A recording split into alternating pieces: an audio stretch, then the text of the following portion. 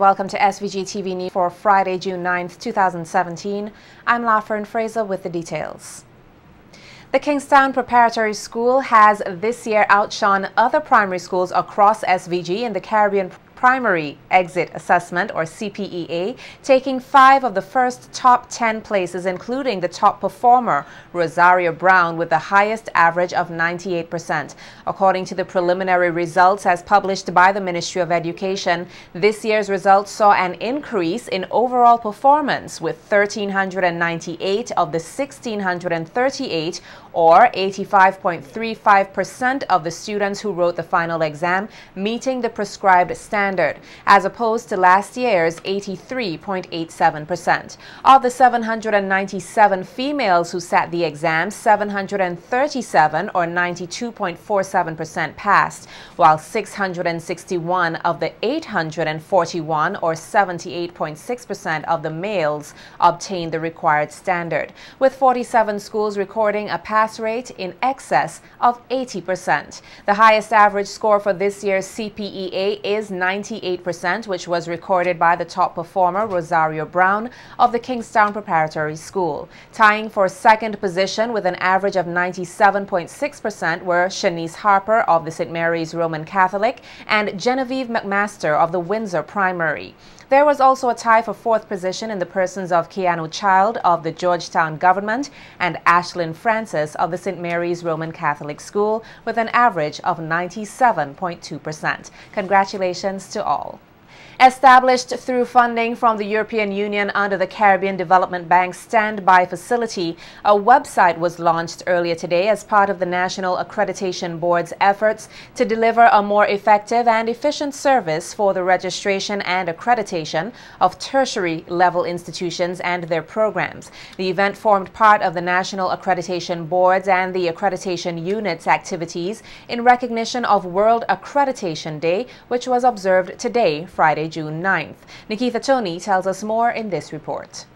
Today, Friday, June 9th, is celebrated globally as World Accreditation Day. And for the first time in this country, the day has been observed by the National Accreditation Board, NAB, and the Accreditation Unit. As part of their activities to mark the day's recognition, the NAB officially launched its website at a ceremony earlier this evening at the Peace Memorial Hall. Seen as a joyous occasion, today's launch, according to Senior Education Officer within the Accreditation Unit, Decima Hamilton, is very timely, especially with the growing interest among Vincentians in the work being done to ensure quality assurance. Often ask, do you have a web page? And we'd have to refer them to a slot that we share on the Ministry of Education's web page. Today, that is going to change. The citizens of St. Vincent will become so educated that they will have more information and they will be able to make more informed decisions. Noting that the day of observance is meant to build awareness about accreditation, as well as promote the value of accreditation around the world, Chairman of the NAB, Dr. Rosalind Ambrose, noted that the website would go a long way in disseminating information about the NAB and the accreditation unit's vision, mission, practices, and the services they provide. On our national scale, our accreditation board and unit are deeply committed to accreditation and credentialing processes because the benefits to our citizens is multifold. We hope that you would find our website user-friendly, easy to navigate, sufficiently interactive and responsive in serving public good. Senior Project Officer within the Ministry of Education, Joseph Green, outlined that the establishment of the website formed part of a project designed to help this nation to enhance their post-secondary quality assurance and TVET certification system. Help to enhance the work of the Accreditation Board and the Accreditation Unit. And so it will be easier for you to communicate with the Accreditation Board and the unit and to get response in a more timely fashion. Make use of the facility. Explore and learn to operate on it. Commending the NAB for its efforts in promoting the project as part of the e-government initiative, representative of the Information Technology Services Department, Harriet Kane, noted that the website will indeed aid in enhancing the NAB's delivery of services. Makes government service easier for us to get by. We all have to interact with the government at some point or time, and when we do so, it's important that we do that effectively. It's important when we implement e-government service that we continue to listen to our citizens, monitor their use of the system, and find ways of improving the service that we deliver to them. It is the hope of the NAB and the Accreditation Unit for the public to become better prepared to take advantage of their services through the use of the website. Nikita Tony reporting for SVG-TV News. Prime Minister Dr. Ralph Gonsalves is appealing for better industrial relations within the region's aviation sector. His comments came on radio earlier today, speaking at length in regards to the most recent strike action faced by regional air carrier LIAT, as a number of its pilots refused to take to the air, supported by the pilots leaving hundreds of passengers stranded across several LIAT destinations. Prime Minister Gonsalves, who is the chairman of the shareholder governments for LIAT, said he has tried to be firm yet conciliatory, noting that he would like to understand the concerns of the pilots in an effort to stand on common ground. The management has put forward a plan. A plan of action. Yes. It's in the discussions, and it seems as though that reasonable approach has not satisfied the pilots as to when they will begin to get some of the money in arrears in July in relation to monies for the ATR, flying the ATR 72s, and also later in the year in respect of payments for arrears on salary. And look, it is true to say that the pilots did not give any undertaking at that meeting I referred to, which took place, which I chaired in Barbados a few weeks ago with all the workers and management, or representative of workers management. Prime Minister Gonsalves, however, noted that the airline shareholders are very much united and would like to see an amicable resolution be brought to the ongoing issue. Any category of workers working with LIAT, if they're of the view that the shareholders are going to cave in relation to any action which in the circumstances could certainly be delayed, but actions which reasonably could have been delayed or not taken at all. Okay. In the current circumstances. Right. If there's a sense that there is a weakness among the shareholders, there's not a oneness of mind as to certain critical decisions, very profound decisions to be taken in relation to LIAT.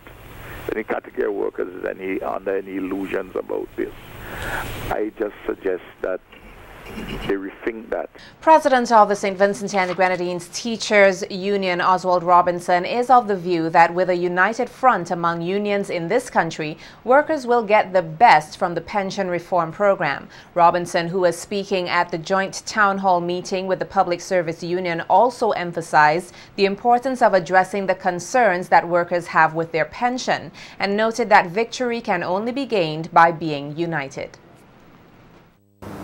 The issue of pension is a bread and butter issue. It is something that touches the core of our livelihood, our survival. And therefore, it is important that we deliberate in good faith, and that we join forces, as our motto speaks, united we stand, divided we fall. If we are going to win any victory, we have to work together hand in hand.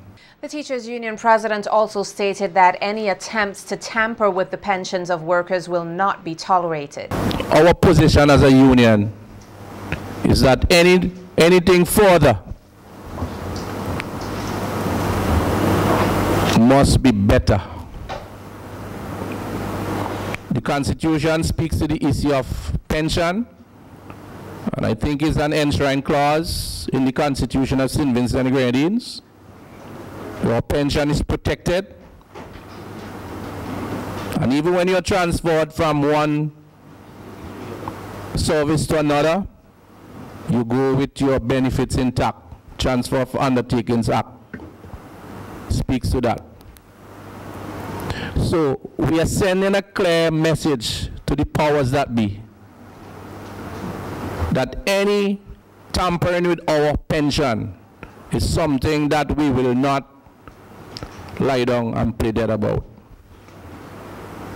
because this is a serious issue.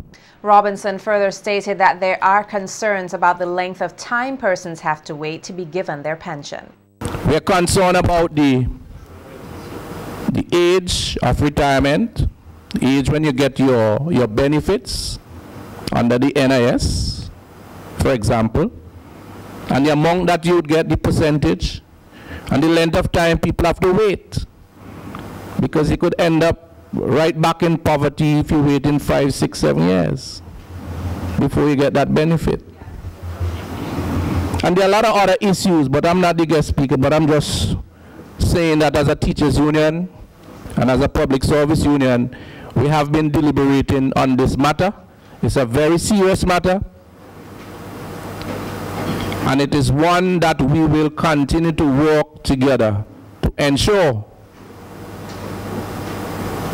that when we are retired, we can live a decent, comfortable life. We are not going to be unreasonable. Permanent Secretary in the Ministry of Foreign Affairs, Sandy Peters Phillips, has given the assurance to Brazil's ambassador to SVG, Antonio Jose Rezende de Castro, that the recently signed technical cooperation agreements between the two countries will be a top priority for her department, particularly as it relates to policy and research. It is expected that the technical agreement will enhance the relationship between both countries financially and otherwise. These two countries have enjoyed a long-standing friendship with each other, as diplomatic relations was established since in the 1980s. This technical cooperation agreement commits us to work together more closely towards our common goal, the strengthening of bilateral relations between both countries for the overall benefit of our peoples. To ensure a successful implementation of this technical cooperation agreement, both countries are committed to work together to develop and pursue many initiatives and strategies that will gear towards the development of our people, and therefore will be one of the top priorities on the agenda for the Department of Foreign Policy and Research. In this moment of celebration, I would like to express my sincere gratitude to everyone whose dedication and efforts have contributed to the finalization of this technical cooperation agreement. In particular, I would like to thank His Excellency Antonio Jose Rendez de Castro, the resident ambassador of the Federative Republic of Brazil, and his many colleagues. Their insights, goodwill, and friendship have made the signing of this agreement a reality.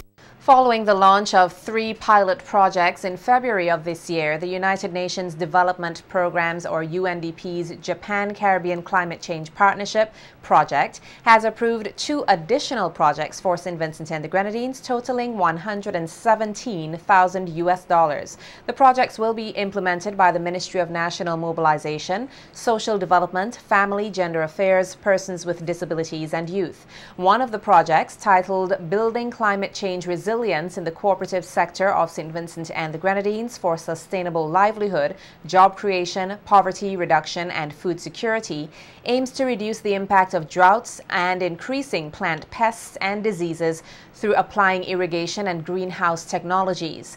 The project will target the 3 school cooperatives in North Central Windward, South Windward, and Central Windward communities with an estimated 200 beneficiaries, including female-headed households, youth, and elderly persons. The second project, titled Strengthening Community Resilience Within Selected Vulnerable Communities on mainland St. Vincent, addresses climate vulnerabilities facing the communities, including increased water scarcity, landslides, and flash floods. These vulnerabilities affect housing, infrastructure, and have negative health effects. The project aims to reduce these impacts by installing water harvesting systems and improving footpaths and drainage systems. The project will benefit more than 500 persons in Barrowley and 250 in Fair Hall. In both instances, the ministry will match UNDP's financial assistance with in-kind contributions.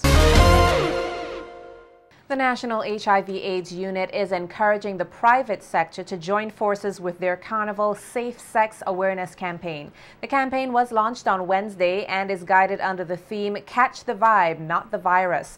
During the launching ceremony, it was emphasized that social media will be used heavily to push the 2017 message. With local soca artist Rayon Madzart Primus as the campaign's brand ambassador, Director of the HIV/AIDS Unit, Ferosa Roach, is of the view that with more support from the private sector, the Carnival Safe Sex Awareness campaign will be even more effective.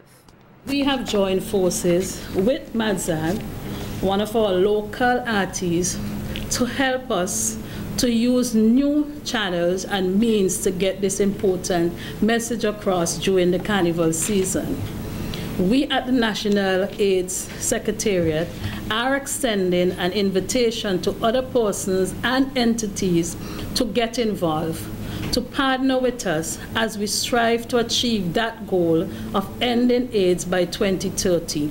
I believe that together we can and will make a difference in the fight against HIV and AIDS.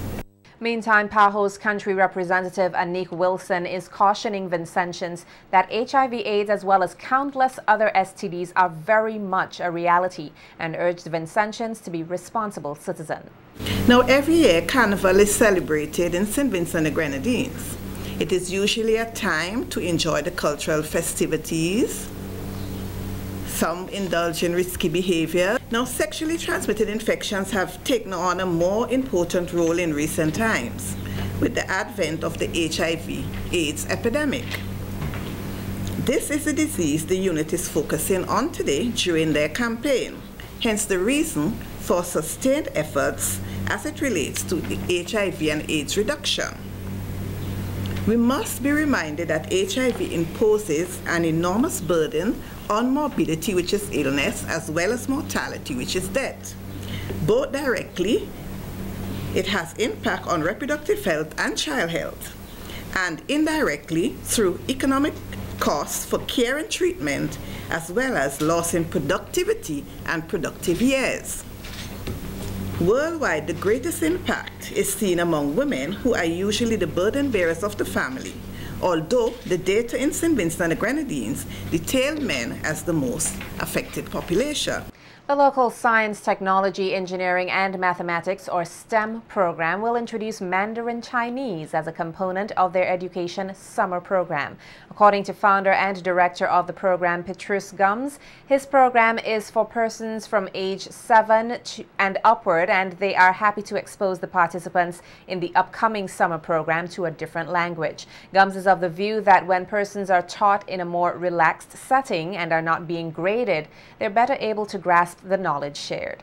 But for this year, we gearing now for the language area.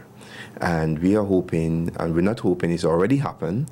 We are working along with several organizations, and one being the Republic of China, Taiwan, to bring the Mandarin language and a bit of the Taiwanese culture to the program to students who might have a little inkling of wanting to learn something different, even if they had this the intention maybe like to study in Taiwan. This is the courses that will take or push them over the edge and say, yeah, I'm definitely going to be learning that, you know. So we want to give them a little insight. So we have taken the great opportunity of working alongside the Republic of China and Taiwan to get this aspect of the program put together.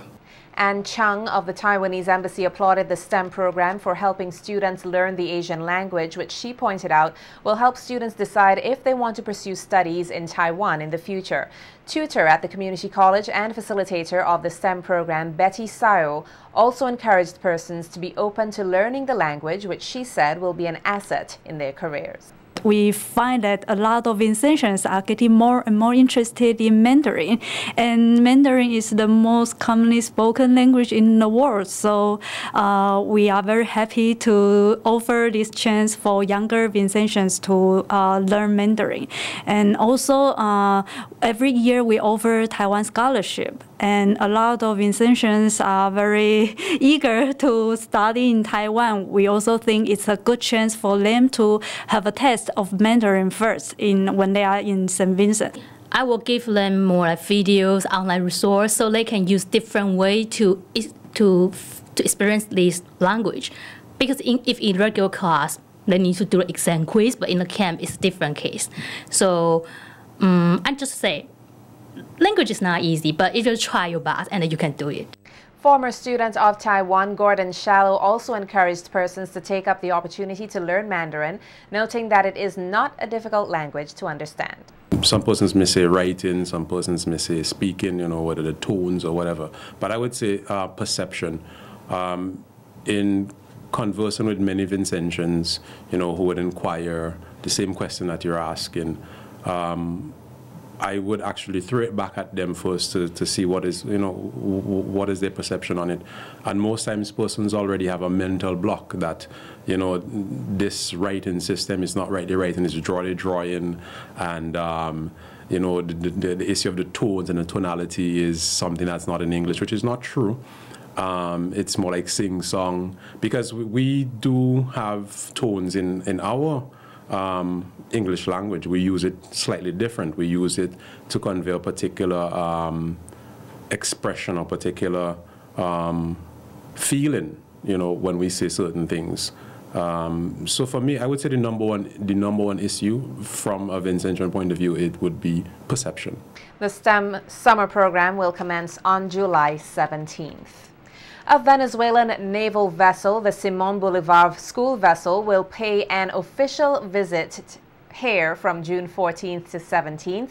The vessel will arrive at Port Kingstown on Tuesday, June 13th from St. Kitts and Nevis. The Simón Bolivar school vessel is a training vessel from the Venezuelan Navy, trains cadets and future officers of the Venezuelan Navy, and projects the image of Venezuela, in all ports of visit.